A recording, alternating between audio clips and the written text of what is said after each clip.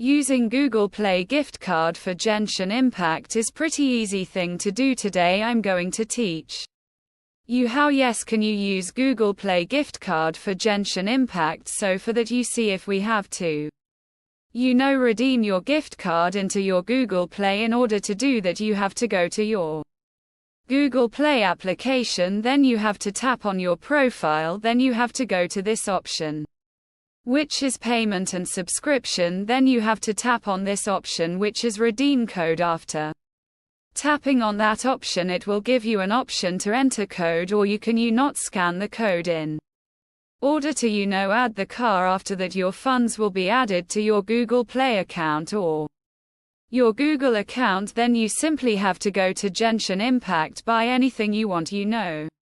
Payment option pop-up will appear, in which the first option will be page using your Google Pay or Google Play. So you just have to select the option, and there you go, you'll easily be able to pay using your Google Play account. So that's pretty much it. That's how you'll be able to do it. Hope you guys find this video helpful.